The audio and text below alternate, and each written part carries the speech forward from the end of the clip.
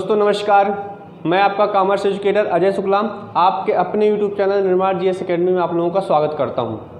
आज अपन बही खाता लेखांकन में साझेदारी के पुनर्गठन के विषय में जानेंगे। साझेदारी का पुनर्गठन क्या होता है, अपन इससे पहले ख्याति का किस प्रकार से कैलकुलेट करते हैं, वो ख्याति क्या होती है पढ़ चुके हैं।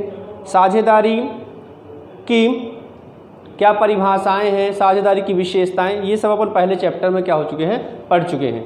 आज अपन दूसरे चैप्टर पे बात करेंगे साझेदारी के पुनर्गठन के विषय में। इस साझेदारी का पुनर्गठन क्या होता है, अपन इसको पहले समझते हैं। मैंने आपको बताया था साझेदारी की परिभाषा भारतीय साझेदारी अधिनियम 1932 की धारा 4, इसमें बताया था मैंने आप लोगों को कि जो साझेदारी का जन्म होता है वो एक ठहराव के द्वारा होता है। ठहराव का मतलब होता है एग्रीमेंट। जब अपन साझेदारी करते हैं तो साझेदारों के मध्य एक क्या होता है, एग्रीमेंट होता है या ठहराव होता है या अनुबंध होता है। अनुबंध के बिना अपन साझेदारी को संचालित नहीं करते हैं। अनुबंध के समय ही साझेदारी में कुछ नियम कानून होते हैं, जो नियम कानून अपन साझेदारी संलेख में लिख के रखते हैं। अब इस साझेदारी का पुनर्गठन क्या होता है, पहले अपन ये समझते हैं। साझेदारी का पुनर्गठन, पुनर्गठन का मतलब होता है साझेदारी का नए तरीके से संचालित होना। देखिए, साझेदारी का पुनर्गठन होने का मेन कारण क्या है, जब हम किसी फर्म को संचालित करते हैं, फर्म के संचालन में या साझेदारी के संचालन में बहुत सी ऐसी स्थितियां आती हैं जब हमें लाभ हानि अनुपात में परिवर्तन करना पड़ता है, नए साझेदार को प्रवेश देना होता है, किसी साझेदार की निवृत्त हो गई या मृत्यु हो गई, तो ऐसी दशा में क्या होता है, साझेदारी का पुनर्गठन होता है। लेकिन साझेदारी के पुनर्गठन में साझेदारी व्यापार बंद नहीं होता, व्यापार अनवरत संचालित रहता है। व्यापार बंद तभी होगा जब साझेदारी फर्म का क्या होगा, समापन होगा। पुनर्गठन की स्थिति में क्या होता है, हमारा जो फर्म होता है वो बंद नहीं होती है। अब पुनर्गठन को अपन किस प्रकार से परिभाषित कर सकते हैं, तो उसका परिभाषा इस प्रकार से दी गई है, जब साझेदारी फर्म की विद्यमानता को प्रभावित किए बिना साझेदारी के संबंधों में परिवर्तन हो जाए तो इसे साझेदारी फर्म का पुनर्गठन कहा जाता है। साझेदारी फर्म का पुनर्गठन क्या होता है, पहले अपन एक एक शब्द को समझते हैं। विद्यमानता, विद्यमानता का मतलब क्या होता है कि जो साझेदारी अपन संचालित कर रहे हैं वो अनवरत क्या है, विद्यमान है, उसमें कोई परिवर्तन नहीं हुआ है। मतलब वो साझेदारी बंद नहीं हुई, लगातार क्या हो रही है, चल रही है। और साझेदारों के संबंधों में परिवर्तन हो जाए। अब साझेदारों के संबंधों में परिवर्तन क्या हो सकता है, साझेदारों के संबंधों में लाभ हानि अनुपात में परिवर्तन हो जाए। पहले लाभ का बंटवारा वे दूसरे अनुपात में करते थे, अब दूसरे अनुपात में करने लगे।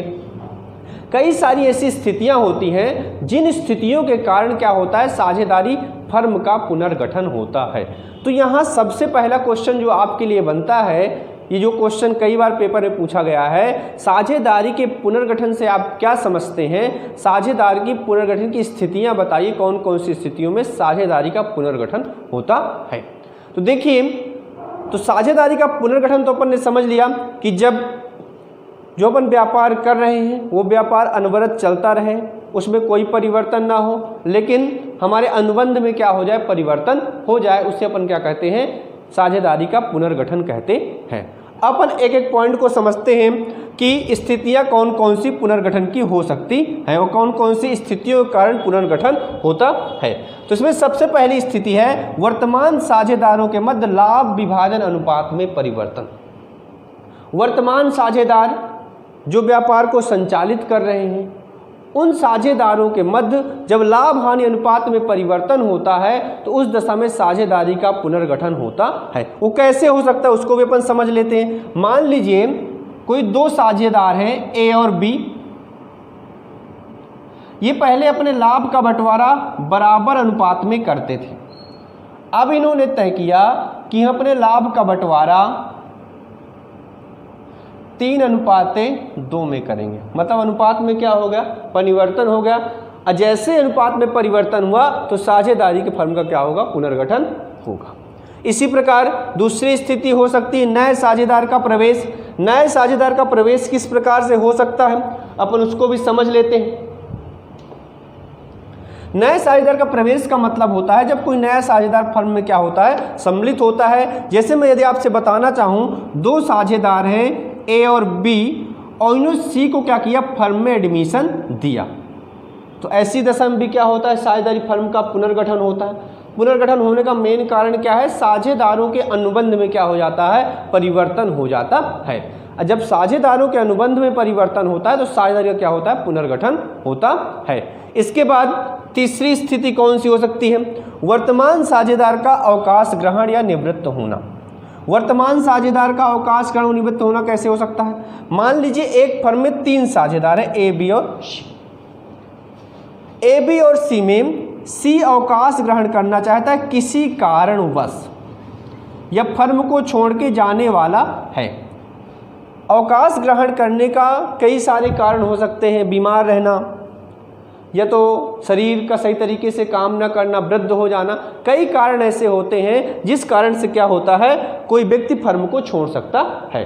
तो अवकाश ग्रहण या निवृत्ति के समय भी क्या होता है, साझेदारी का पुनर्गठन होता है।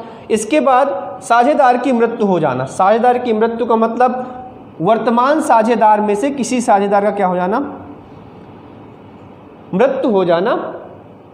मान लीजिए 3 साझेदार हैं, किसी व्यापार को संचालित कर रहे हैं और सी की क्या हो गई, डेथ हो गई, तो ऐसी दशा में क्या होगा, साझेदारी फर्म का पुनर्गठन होगा। या सी की मृत्यु हो गई तो ऐसी दशा में क्या हो जाएगा, साझेदारी का फर्म का पुनर्गठन होगा। इसके बाद इसकी जो 5वीं स्थिति आती है वो होती है 2 या अधिक साझेदारी फर्मों का एकीकरण होना।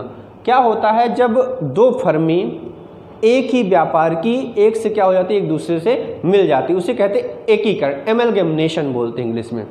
तो ऐसी दशा में भी क्या होता है, साझेदारी फर्म का पुनर्गठन होता है। तो ये 5 स्थितियां होती हैं, 5 स्थितियों में ही साझेदारी फर्म का क्या होता है, पुनर्गठन होता है। अब इन्हीं 5 स्थितियों को अपन, 5वीं स्थिति तो नहीं आपके सिलेबस में, लेकिन 4 स्थिति आपको आगे मिलेंगी। पहला मिलेगा लाभ हानि अनुपात में परिवर्तन होने पर किस प्रकार से फर्म में क्या होता है, अंतर आता है, फर्म में क्या परिवर्तन होता है। दूसरा होता है जब अपन किसी नए साझेदार को प्रवेश देते हैं तो हमारी फर्म में क्या क्या परिवर्तन होता है। तीसरा होता है जब कोई साझेदार निवृत्त हो जाता है या मृत्यु हो जाती है तो हमारी फर्म में क्या परिवर्तन आता है। चौथा, किसी साझेदार की मृत्यु में क्या परिवर्तन आता है। ये सारी स्थितियां अपन आगे एक एक करके पढ़ेंगे। तो आज अपन पहली स्थिति का अध्ययन करेंगे, लाभ हानि अनुपात में परिवर्तन हो जाने पर साझेदारों में क्या इफेक्ट पड़ता है। इसको आप लोग नोट कर लीजिएगा या स्क्रीनशॉट ले लीजिएगा। इसके बाद अपन पढ़ते हैं पहली वाली मेथड को, साझेदारों के लाभ हानि अनुपात में परिवर्तन। चलिए अब समझते हैं साझेदारों के लाभ हानि अनुपात में परिवर्तन क्या होता है। पुनर्गठन की पहली स्थिति,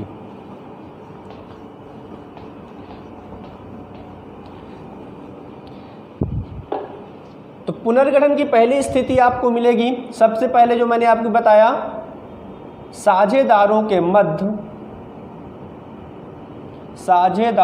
मध्य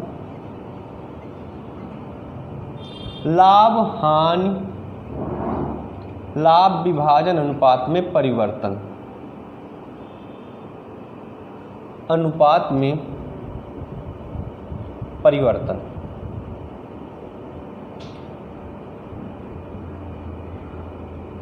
चलिए समझते हैं ये क्या होता है, लाभ विभाजन अनुपात में परिवर्तन क्या होता है। एक एग्जाम्पल के माध्यम से, एक उदाहरण के माध्यम से इसको मैं आपको एक्सप्लेन करता हूँ। मान लीजिए किसी फर्म में 3 साझेदार हैं, ए, बी और सी। ए, बी और सी, इनका जो लाभ हानि अनुपात है वो अनुपात दिया गया है 3:2:1। इसको अगर अपन सही तरीके से लिखे 3:2:5:1:6, 3/6, 2/6 और 1/6, ये इनका हो गया पुराना अनुपात। अब ये लोग अपने लाभ हानि अनुपात में परिवर्तन करना चाहते हैं और इन्होंने अपना अनुपात बराबर कर लिया 1:1:1 यानी 1/3, 1/3 और 1/3। अब इसको समझते हैं होता क्या है। देखिए, पहले यदि फर्म को 60 रुपए का लाभ होता था, अपन मान लिए कि फर्म को कितने का लाभ हुआ, 60 रुपए का लाभ हुआ।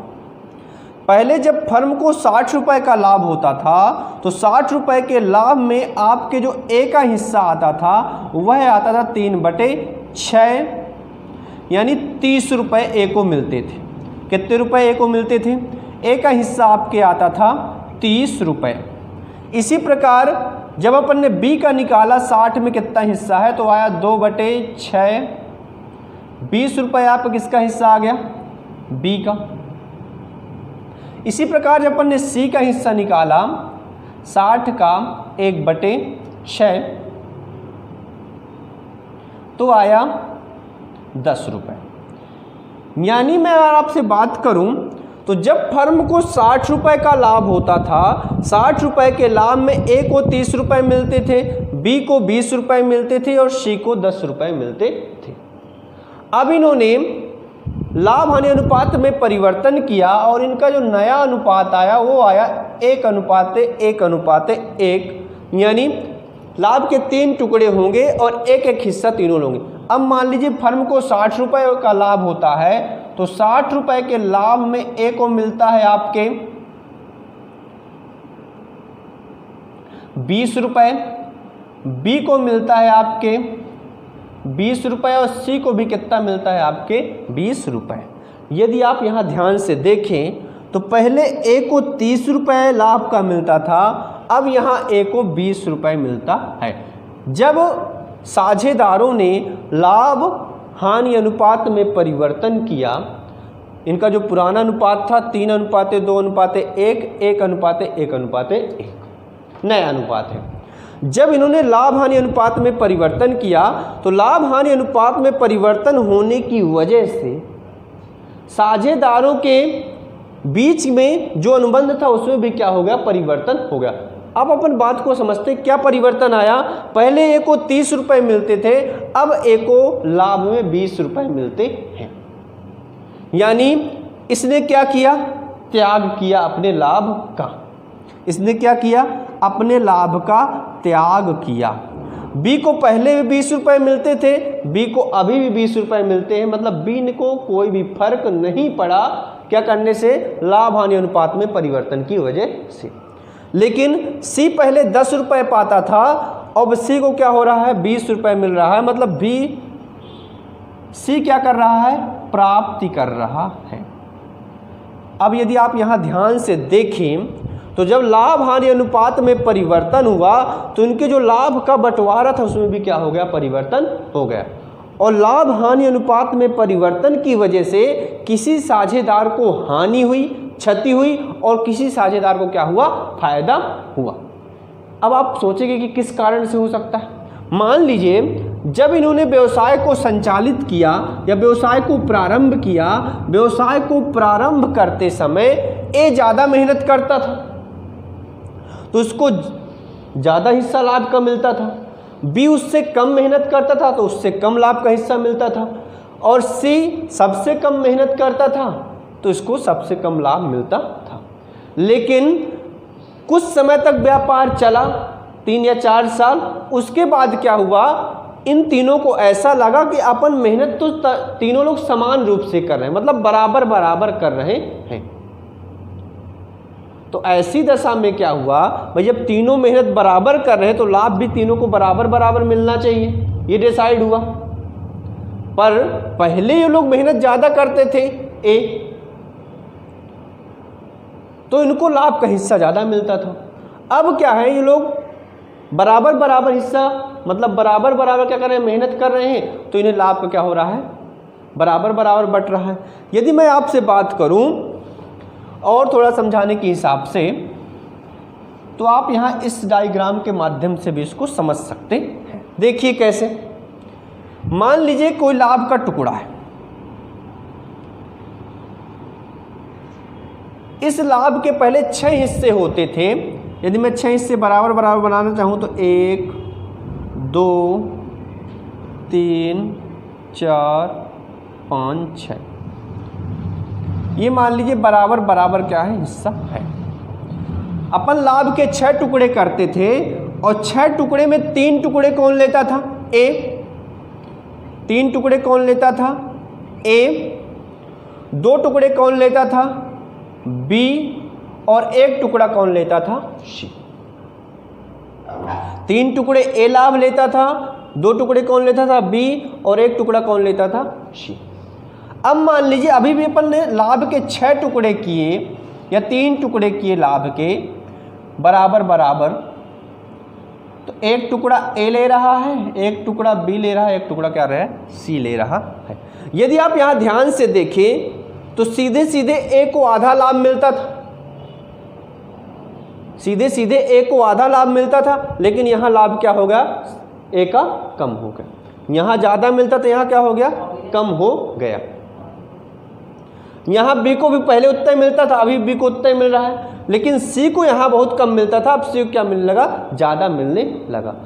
यानी जब लाभ हानि अनुपात में परिवर्तन हुआ, लाभ हानि अनुपात में परिवर्तन की वजह से ए को क्या करना पड़ा, अपने लाभ का त्याग करना पड़ा, अपने लाभ को क्या करना पड़ा, त्याग करना पड़ा। और ये जो इसने त्याग किया, ये त्याग मिला किसे, सी को मिला। किसको मिला, सी को मिला। तो सी को क्या हुई, प्राप्ति हुई। जब लाभ हानि अनुपात में परिवर्तन होता है तो 2 अनुपात आपके सामने निकल के आते हैं, एक होता है त्याग, दूसरा होता है प्राप्ति अनुपात। और दोनों के फार्मूले क्या है उसको भी अपन समझ लेते हैं। जो आपका त्याग अनुपात है, त्याग अनुपात का जो आपके फार्मूला होगा या सूत्र होगा, वह होगा पुराना अनुपात माइनस नया अनुपात। पुराना अनुपात माइनस नया अनुपात, ये बनेगा आपके किसका फार्मूला, त्याग का। मतलब पुराने अनुपात से नया अनुपात यदि अपन माइनस कर देते हैं, घटा देते, तो क्या अनुपात निकल के आएगा, त्याग अनुपात। इसको बोला जाता है इंग्लिश में सेक्रीफाइस रेशियो, इसको बोलेंगे ओल्ड, इसको बोलेंगे न्यू रेशियो। जब ओल्ड से न्यू माइनस करेंगे तो क्या निकल के आएगा, त्याग अनुपात निकल आएगा। इसी प्रकार जब अपन को प्राप्ति अनुपात निकालना होगा तो उसका फार्मूला आपको मिल के आएगा, प्राप्ति अनुपात बराबर नया माइनस पुराना, नया अनुपात माइनस पुराना अनुपात।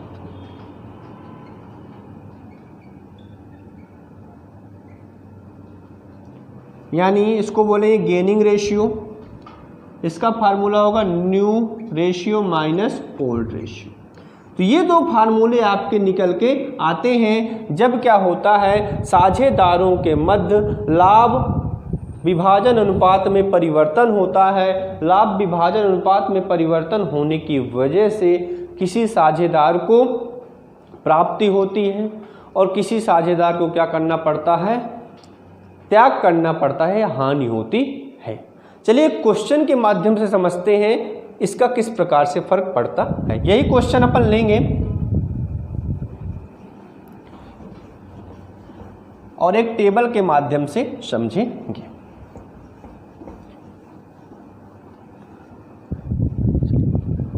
अपन मान लेते हैं पार्टनर्स के नाम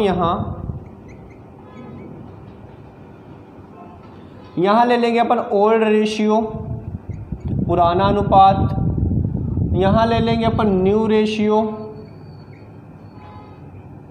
और यहां ले लेंगे अपन सेक्रीफाइस रेशियो। फार्मूला होगा आपके ओल्ड माइनस न्यू।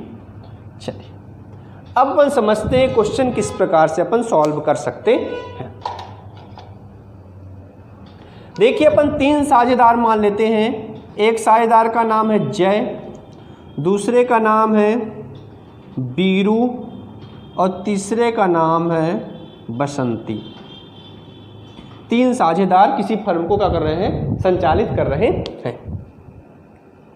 इनका जो पुराना अनुपात है वह अनुपात है 3:2:1, यानी 3/6, 2/6 और 1/6। ये 6 कैसे आया, 3, 2, 5, 1, 6, तो बटे अपन ने 6 लिख दिया।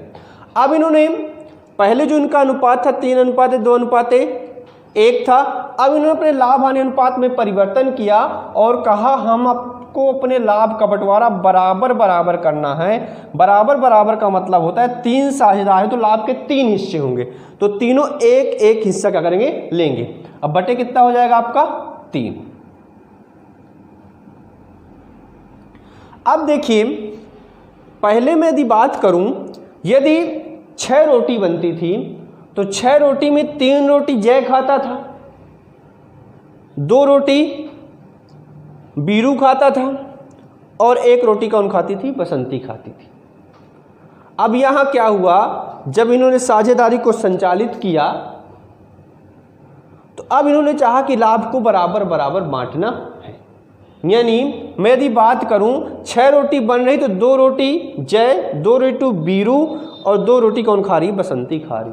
अब यहां बात अगर समझें तो पहले 3 खाता था, अब कितना खा रहा है, 2। तो इसने 1 का क्या किया, त्याग किया। ये पहले 1 खाती थी, अब कितनी खा रही है, 2, मतलब इसको क्या हुई, 1 की प्राप्ति हुई। ये पहले भी उतना खाता था, अभी उतना खा रहा है, 2 पहले भी खाता तो अभी भी खाता। अब यदि आप इसका सेक्रीफाइस रेशियो निकालेंगे तो इसका फार्मूला होता है ओल्ड माइनस न्यू। तो पुराना अनुपात आपका दिया 3/6 और नया अनुपात दिया 1/3। तो 3/6 में माइनस करोगे आप 1/3। अब देखिए इसको सॉल्व कैसे करेंगे, इसका लेंगे आप एलसीएम, एलसीएम आ जाएगा आपका 6, लघुत्तम समापवर्तक। लघुत्तम समापवर्तक देख लीजिए, जिससे ना बनता हो निकालते, 6 और 3 का लेंगे ऐसे, यहाँ पहले अपन 2 से काटेंगे तो आ जाएगा 3 दूनी 6, 3 एकन्नम 3 और 3 से काटा 3 एकन्नम 3, 3 दूनी 6, 6 आया। अब करना है इससे भाग, तो 6 एकन्नम 6, 6 से इसमें भाग किया तो कितना आया, 6। अब 1 आया तो 1 से करेंगे गुणा, तो 1 3 को 3, अब 3 दूनी 6, भाग दिया तो आया 2 और 2 एकन्नम 2, तो ये आ जाएगा 1/6। इसके बाद देखिए इसका पुराना अनुपात कितना दिया है बीरू को, बीरू का जो पुराना अनुपात दिया 2/6, नया अनुपात कितना दिया 1/3, तो 2/6 माइनस 1/3। अब आप यदि इसका एलसीएम लेंगे तो आएगा 6, तो 6 एकन्नम 6, 2 एकन्नम 2, 3 दूनी 6, 2 एकन्नम 2, 0/6। अब यदि यहाँ निकालेंगे आप बसंती का तो आपके आएगा 1/6 पुराना दिया है और नया है कितना 1/3। इसको यदि आप हल करेंगे तो आ जाएगा 6 एलसीएम, तो 1 माइनस 3 दूनी 6, 2, यहाँ आएगा माइनस में 1/6। यदि आप इस प्रश्न में ध्यान से देखें, अपन चूंकि सेक्रीफाइस त्याग अनुपात निकाल रहे हैं तो जो प्लस में आएगा वो क्या करेगा, त्याग करेगा। मतलब क्या हुआ, जय क्या कर रहा है, त्याग कर रहा है। जय क्या कर रहा है, त्याग कर रहा है। त्याग करके दे किसको रहा है, बसंती को दे रहा है। मतलब ये कहलाएगा ये त्याग करने वाला साझेदार। ये पर इसने कुछ नहीं किया, 0/6 मतलब इसने त्याग किया ना प्राप्ति किया, ये इसने कुछ नहीं किया, यानी नील है इसका काम। अब देखिए इसने क्या किया, जो इसने त्याग किया वो मिला किसको, प्राप्ति, बसंती को मिला। तो इसने क्या किया, प्राप्ति किया। इसने क्या किया, प्राप्ति किया। तो इस प्रकार से क्या होता है, अपन त्याग और प्राप्ति अनुपात निकाल सकते हैं। जितने से त्याग होगा, यानी 1 से यहां त्याग हो रहा है तो प्राप्ति भी उतने से ही होगी।